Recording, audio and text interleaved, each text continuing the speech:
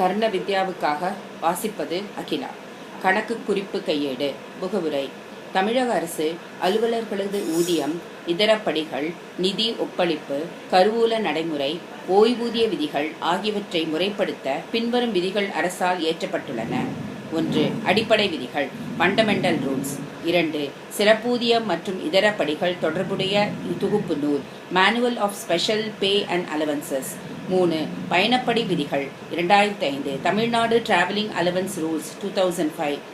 4. நிதி விதி தொகுப்பு தமிழ்நாடு ஃபைனான்சியல் கோட். 5. கருவூல விதி தொகுப்பு தமிழ்நாடு ட்ரெஷரி கோட். 6. வரவு செலவு கையேடு பட்ஜெட் மேனுவல். 7. கணக்கு விதி தொகுப்பு அக்கவுண்ட் கோட். 8. ஓய்வூதிய விதி தொகுப்பு தமிழ்நாடு பென்ஷன் ரூல்ஸ். 1. அடிப்படை விதிகள். இவ்விதிகளில் ஊதிய உயர்வு, ஊதிய நிர்ணயம், கூடுதல் பொறுப்புப்படி, மாற்றுப்பணி, அயல்பணி, பணி ஏற்பு இடைக்காலம், விடுப்பு விதிகள் ஆகியவை பற்றிய விவரங்கள் கொடுக்கப்பட்டுள்ளன. 2. சிறப்பூதியம் மற்றும் இதர படிகள் பற்றிய தொகுப்பு நூல். சிறப்பூதியம், வீட்டு வாடகை, வாடகையில்லா வீடு ஆகியவை இவற்றில் தெளிவாக விளக்கப்பட்டுள்ளன. 3. பயணப்படி விதிகள் 2005 அறுதியிட்ட பயணப்படி, அலுவல் பயணப்படி மற்றும் மாறுதல் பயணப்படி ஆகியவை குறித்து விளக்கப்பட்டுள்ளன. 4. நிதி விதி தொகுப்பு ஆணைகள். சிறு செலவினங்கள், விலைப்பட்டியல் பெறுதல், செலவு செய்யும் அதிகாரம், பண்டகப் பொருட்கள் வாங்குவதற்கான முறைகள், அரசு அலுவலகங்களுக்கு பொருட்கள் வாங்குகையில் கடைபிடிக்க வேண்டிய முறைகள், முன்பணங்கள் வாங்குதல் ஆகியவை விளக்கப்பட்டுள்ளன. 5. கருவூல விதி தொகுப்பு. கருவூலங்களில் பட்டியல்களை அளிப்பதற்கான நடைமுறைகள், கடைபிடிக்க வேண்டிய முறைகள், கருவூல நடைமுறைகள் ஆகிய விவரங்கள் இவ்விதி தொகுப்பில் விளக்கப்பட்டுள்ளன. 6. வரவு செலவு கையேடு. அரசு அலுவலகங்களின் வரவு செலவு நிதிநிலை ஒதுக்கீடு, மறு ஒதுக்கீடு, இறுதியாக திருத்தப்பட்ட ஒதுக்கீடு, இறுதியாக ஒப்புவிக்கும் அறிக்கை போன்றவை தயாரித்தல் மற்றும் அறிவுரைகள் இந்நூலில் உள்ளன. 7. கணக்கு விதி தொகுப்பு. செலவினம், வரவினம் மற்றும் செலவின வகைப்பாடுகள் குறித்த கணக்கு தலைப்புகளின் தொகுப்பு. 8. ஓய்வூதிய விதிகள். அரசு ஊழியரின் ஓய்வூதியம், படிக்கொடை, குடும்ப ஓய்வூதியம், ஓய்வூதியத்தில் பகுதியை அரசுக்கு ஒப்புவித்தல் போன்ற விவரங்களும், ஓய்வூதிய கருத்துருவுடன் அனுப்ப வேண்டிய விவரங்களும் இவ்விதிகளில் விளக்கப்பட்டுள்ளன. 2. அடிப்படை விதிகள். அடிப்படை விதிகள் அரசு அலுவலர்களின் சம்பளம் மற்றும் படிகள், விடுப்பு, பணி, ஏற்பிடை காலம் மற்றும் அயற்பணிகள் போன்றவற்றை முறைப்படுத்துவதற்காக 1/1/1922 உருவாக்கப்பட்டது. அரசியல் நிர்ணய சட்டம் 26/1/1950 உருவான போது அதற்கு ஏற்றவாறு இந்த விதிகள் திருத்தப்பட்டன. அடிப்படை விதிகள் 1/1/1922 முதல் அமலுக்கு வந்தன. அரசின் ஒருங்கிணைந்த நிதியிலிருந்து ஊதியம் பெறும் எல்லா அரசு பணியாளருக்கும் இந்த விதிகள் பொருந்தும். அரசு தனது நிர்வாக கட்டுப்பாட்டில் உள்ள எல்லா பணிகளுக்கும்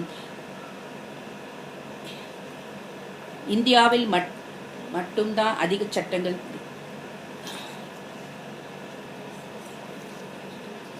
சம்பந்தப்பட்ட விதிகளை திருத்தவோ நீக்கவோ செய்யலாம். ஏற்கனவே அரசு பணியில் உள்ள எந்த ஒரு நபருக்கும் பயன் மறுக்கும் வகையில் விதிகள் மாற்றப்படவோ நீக்கப்படவோ கூடாது. அடிப்படை விதிகள் மற்றும் அதன் கீழுள்ள விளக்கம். விடுப்பு, விடுப்பூதியம், ஓய்வூதியம் இது போன்ற வேறு நிபந்தனைகள் தொடர்பான பணி விதிகளில் கூறப்படாத பணிகளின் மீது மட்டும் அடிப்படை விதிகளின் ஆட்சி அமையும். பணி விதிகளின் ஏதாவது ஒரு விளக்கத்திற்கு எதிர்மாறான கருத்து அடிப்படை விதிகளில் சொல்லப்பட்டிருக்குமாயில் பணி விதிகளின் கருத்து மட்டுமே ஏற்றுக்கொள்ளப்பட்டு அடிப்படை விதிகளின் எதிர்மாறான கருத்து அந்த எல்லை வரை செயலற்றதாக கருதப்படும். ஆவியில் குறிப்பு 2. இதிலுள்ள விதிகளை அரசு திருத்தும் போது ஒருவர் ஏற்கனவே பெற்று வந்த பயனை விட குறைவான பயனடையும்படி திருத்தக்கூடாது. ஆ.வி.5 அரசு இந்த விதிகளை செயல்படுத்தும் அதிகாரத்தை தனது கீழ்நிலை அலுவலர்களுக்கு பகிர்ந்தளிக்கலாம். ஆனால் விதிகள் ஏற்படுத்தும் அதிகாரமும் கீழ்கண்ட விதிகளில் உள்ள அதிகாரங்களும் அதில் அடங்காது. ஆ.வி. 6, ஆ.வி. 9 (6), ஆ.வி. 45, ஆ.வி. 83, ஆ.வி. 108 ஏ, ஆ.வி. 121 மற்றும் ஆ.வி. 127 இதுபோன்ற அதிகாரம் வழங்கும் செயல் அரசின் பணியாளர் மற்றும் நிர்வாக சீர்திருத்தத் துறையின் ஒப்புதலுடன் செயல்பட வேண்டும். ஏற்கனவே செயல்பாட்டில் உள்ளவை எல்லாம் அவ்வாறு ப.ம.நீ.சி துறையின் ஒப்புதல் பெற்றவையே என்று கருதி கொள்ள வேண்டும். மற்றும் அதன் கீழுள்ள அறிவுரைகள் இந்த விதிகளுக்கு பொருளாய்வு வழங்கும் அதிகாரம் அரசுக்கு மட்டுமே ஒன்று. ஆ.வி. 8 அருஞ்சொற்பொருள்கள் டெஃபினேஷன்ஸ். ஈட்டுப்படி. ஈட்டுப்படி என்பது சிறப்பு சூழ்நிலைகளில் பணியாற்றும் போது அவசியமாகின்ற தனிப்பட்ட செலவுக்காக வழங்கப்படுகின்ற ஒரு படி. இதில் பயணப்படியும் அடங்கும். ஆவி 9 (5). பணிக்காலம் டியூட்டி பீரியட். கீழ்காண்பவை பணிக்காலமாக கருதப்படும். 1. தகுதிகான் பருவத்தினர் அல்லது பயிற்சியாளர் பணிகள். இந்த பணிகளை தொடர்ந்து அவை வரன்முறைப்படுத்தவோ அல்லது உறுதியாக்கம் செய்யவோ பட்டிருக்க வேண்டும். ஆவி 9 (6).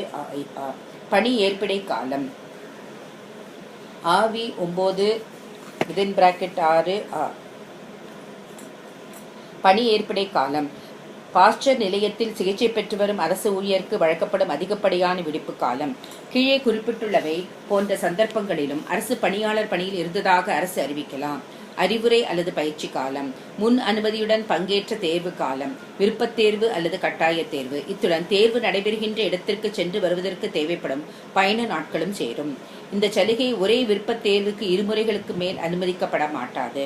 கட்டாய காத்திருப்பு காலம். ஒரு அரசு பணியாளர் பணி நியமன ஆணைகளுக்காக கட்டாயமாக காத்திருக்க நேரும் போது அந்த கட்டாய காத்திருப்பு காலம் பணிக்காலமாக கருதப்படும். இந்த காலத்திற்கு அவர் கட்டாய காத்திருப்பு காலத்திற்கு முன்னதாக என்ன ஊதியம் மற்றும் சிறப்பூதியம் பெற்றிருந்திருப்பாரோ அல்லது புதிய பதவியில் அவர் பெறப்போகும் ஊதியம் மற்றும் சிறப்பூதியம் இவை இரண்டில் எது குறைவானதோ அதை பெறுவதற்கு தகுதி உடையவராகிறார். இதற்காக தனி பணியிடங்கள் உருவாக்க வேண்டிய அவசியமில்லை. ஈட்டுப்படிகள் அவர் எந்த ஊரில் கட்டாயமாக காத்திருக்க நேர்ந்ததோ அந்த ஊருக்கான விதிகளின்படி வழங்கப்படும். தற்காலிக வேலை நீக்கத்தில் இருக்கும் அரசு ஊழியரை பொறுத்தவரை தற்காலிக வேலை நீக்கம் ரத்து செய்து ஆணையிட்ட நாளிலிருந்து சம்பந்தப்பட்ட அரசு ஊழியருக்கு பணி நியமன ஆணைகள் சார்பு செய்யப்பட்ட நாளுக்கும் முந்தின நாள் வரை உள்ள காலம் கட்டாய காத்திருப்பு காலமாக கருதப்படும். கட்டணங்கள். கட்டணங்கள் என்பது மத்திய அரசு அல்லது மாநில அரசின் ஒருங்கிணைப்பு நிதியில் அல்லாத வேறு வகையில் நேரடியாகவோ அல்லது அரசின் இடைநிலையாளர்கள் மூலமாகவோ ஒரு அரசு ஊழியருக்கு தொடரும் செலவாகவோ தொடரா செலவாகவோ வழங்கப்படும் தொகையாகும். அயல் பணிகள். அயல் பணிகள் என்பது அரசு ஊழியர் அரசின் ஒப்புதலுடன் மத்திய மாநில யூனியன் பிரதேசங்களில் ஒருங்கிணைப்பு நிதிகளில் இருந்து அல்லாமல் வேறு வழியில் நிரந்தர அல்லது தற்காலிக ஊதியம் பெறும் ஒரு பணி. மதிப்பூதியம் ஆனரேரியம். ஒரு அரசு ஊழியருக்கு ஏதோ ஒரு சந்தர்ப்பத்திலோ இடையிடையே ஏற்படும் நிகழ்வுகளிலோ சிறப்பு பணி புரிந்ததற்காக தொடர்ச்சியாகவோ அல்லது தொடர்ச்சியாக அல்லாமலோ மத்திய மாநில அரசின் ஒருங்கிணைந்த நிதிகளிலிருந்து ஊதியமாக வழங்கப்படும் தொகை. பணி ஏற்பு இடைக்காலம். ஒரு புதிய பதவியில் சேர்வதற்காகவோ பணி நியமனம் செய்யப்பட்ட ஒரு ஊரிலிருந்து வேறு ஊருக்கு மாறுதலில் பயணம் செய்யவோ ஒரு அரசு ஊழியருக்கு அனுமதிக்கப்பட்ட காலம். மீளுரிமை. ஒரு பணியிடத்தில் நிலைப்படுத்தப்பட்ட ஒரு அரசு பணியாளர் அந்த பணியிடத்தில் பணி நீக்கம் செய்யப்படும் போது நிலைப்படுத்தப்பட்ட பணியிடத்தை தக்க வைத்துக் கொள்ளும் உரிமை மீள் உரிமை. தனி ஊதியம் பர்சனல் பே. நிரந்தர பணியிடத்தில் நிரந்தர ஊதியம் பெறும் ஒரு அரசு ஊழியரின் ஊதியம் ஒழுங்கு நடவடிக்கைகளுக்காக அல்லாமல் வேறு காரணங்களால் குறைக்கப்பட்டிருந்தாலோ ஊதிய திருத்தங்களின் காரணமாக குறைக்கப்பட்டிருந்தாலோ அந்த இழப்பிலிருந்து அரசு ஊழியரை காக்க வழங்கப்படும் ஊதியம். சில தவிர்க்க இயலாத சூழ்நிலையில் வேறு தனிப்பட்ட காரணங்களாலும் வழங்கப்படலாம். சிறப்பூதியம் ஸ்பெஷல் பே. ஊதியத்துடன் கீழே காணும் சிறப்பு காரணங்கள் கருதி வழங்கப்படும் ஊதியம். மிகவும் கடினமான பணிகள் செய்ய நேரிடுவதால் தரம் 1. வேலையுடன் அல்லது பொறுப்புடன் கூடுதலான குறிப்பிட்ட பணி தரம் 2. சுகாதாரமற்ற பகுதிகளில் பணியாற்ற வேண்டிய சூழ்நிலை தரம் 3. அரசு ஆணை எண் 238 நிதி துறை ஊக்குத்துறை நாள் 22/7/2013 படி 1/9/1998 அன்றோ அல்லது அதற்கு முன்போ ஒப்பளிக்கப்பட்ட அல்லது உயர்த்தப்பட்ட சிறப்பூதியத்தை 100% அதிகரிக்கவும் மற்றும் 1/9/1998 பிறகு ஒப்பளிக்கப்பட்ட அல்லது உயர்த்தப்பட்ட சிறப்பூதியத்தை 50% அதிகரிக்கவும் ஆணையிடப்பட்டுள்ளது. இது 1/4/2013 முதல் நடைமுறைப்படுத்த ஆணையிடப்பட்டுள்ளது. பிழைப்பு மானியம் சப்சிஸ்டன்ஸ் கிராண்ட். ஊதியமோ விடுப்பூதியமோ பெறாத தற்காலிக வேலை நீக்கத்திலுள்ள அரசு ஊழியருக்கு வழங்கப்படும் மாதாந்திர மானியம். தற்காலிக பணியிடம். குறிப்பிட்ட ஊதிய விகிதத்தை கொண்ட காலவரையற்ற நிச்சயித்து ஒப்பளிக்கப்பட்ட பணியிடம். பயணப்படி. அரசு பணிகள் காரணமாக அரசு பணியாளர் மேற்கொள்ளும் பயணத்திற்கு ஏற்படும் செலவை ஈடு செய்ய வழங்கப்படும் படியாகும். அரசு ஆணை எண் 119 பணியாளர் மற்றும் நிர்வாக சீர்திருத்தத்துறை நாள் 9/9/2009 படி 1/1/2006 முதல் அரசு அலுவலர்கள் பணியாற்றும் பதவியில் தர ஊதிய நிலைக்குரிய ஊதிய விகிதத்தின் அடிப்படையில் கீழ்காணுமாறு வகைப்படுத்தப்படுகிறார்கள். ஆ பிரிவு 6600க்கும் அதற்கு மேலும், ஆ பிரிவு 4400க்கும் அதற்கு மேலும், இ பிரிவு 1900க்கும் அதற்கு மேலும், இ பிரிவு 1300 தரவூதிய விதத்தில் பணியாற்றுபவர்கள். பொது விதிகள். அரசு பணியில் அமர்த்தப்படும் ஒவ்வொரு அரசு ஊழியரும் முதலில் உடற்தகுதி சான்றிதழ் அட்டவணை குறிப்பிட்டுள்ள படிவத்தில் வழங்க வேண்டும். தேர்வாணை குழுவிடம் மருத்துவ தகுதி சான்றிதழ் முன்னிலைப்படுத்தியவர்கள் மீண்டும் மருத்துவ சான்று அளிக்க வேண்டுவதில்லை. தேர்வாணை குழுவினால் ஏற்பளிக்கப்பட்டவர்களின் உடற்தகுதி சான்றிதழ்களை தேர்வாணை குழுவிடமிருந்து பெறப்பட்டதும் சம்பந்தப்பட்டவர்களின் பணி பதிவேட்டில் இணைத்து வைப்பதுடன் தக்க குறிப்பும் பணி பதிவேட்டில் ஏற்படுத்தப்பட வேண்டும். அரசு ஊழியரின் முழு நேரமும் அரசின் முடிவில் இருப்பதால் அவர்களை எந்த வகையிலும் அரசு பணியமர்த்திக் கொள்ளலாம். ஒன்றுக்கு மேற்பட்ட அரசு ஊழியர்கள் ஒரே பணியிடத்தில் அமர்த்தப்படக்கூடாது. ஒரு அரசு ஊழியர் பல சமயத்தில் ஒன்றுக்கு மேற்பட்ட நிரந்தர பணியிடத்தில் நிரந்தரமாக்கப்படக்கூடாது. ஒரு அரசு ஊழியருக்கு உரிமையுள்ள நிரந்தர பணியிடத்தில் வேறு ஒரு அரசு ஊழியரை நிரந்தரமாக்கக்கூடாது. ஒரு அரசு ஊழியர் திறமை குறைவு காரணமாகவோ நன்னடத்தை அற்றவர் என்பதற்காகவோ அவரது சொந்த விருப்பத்தின் பேரிலோ அன்றி அவர் பெற்று வரும் ஊதியத்திற்கும் குறைவான ஊதியமுள்ள பணியிடத்தில் அமர்த்தப்படக்கூடாது. அரசு பணியில் நியமிக்கப்பட்ட ஒவ்வொரு அரசு ஊழியரும் பொது வருங்கால வைப்பு நிதி மற்றும் 2001-4-2003 முதல் பணி அமர்த்தப்படும் பணியாளர்கள் பங்களிப்புடன் கூடிய ஓய்வு ஊதிய திட்டத்தின்படி அரசின் ஆணைகளின்படி சந்தாதாரராக வேண்டும்.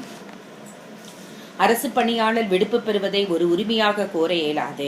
அவசர தேவையின் பொருட்டு விடுப்பை மறுக்கவோ விடுப்பை நீக்கவோ விடுப்பு ஒப்பளிக்கும் அலுவலருக்கு அதிகாரம் உண்டு. ஈட்டிய விடுப்பு இருப்பு உள்ள ஒரு அரசு பணியாளரை ஈட்டா விடுப்பு எடுக்குமாறு கட்டாயப்படுத்த இயலாது. தமிழ்நாட்டு விடுப்பு விதிகள். அரசு ஊழியர்களுக்கான பல்வேறு விடுப்பு விதிகள் ஆவி 58 முதல் ஆவி 104 வரை ஆவி சொல்லப்பட்டு 1/1/1922 முதல் நடைமுறையில் இருந்து வந்தன.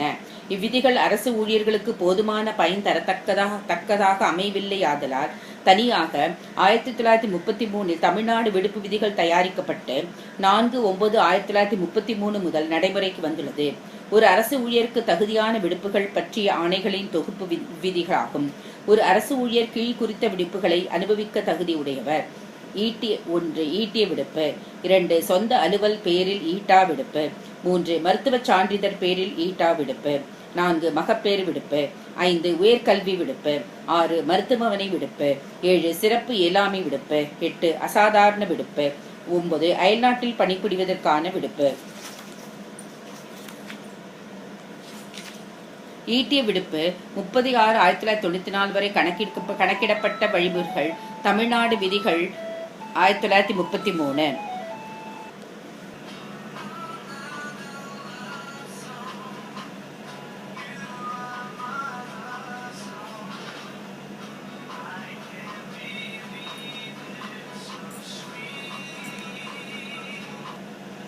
ஜூன் 30 முதல் டிசம்பர் 31 அன்று இறுதி இருப்பு கணக்கிடப்பட்டு 240 நாட்களுக்கு வரையறுக்கப்படும்.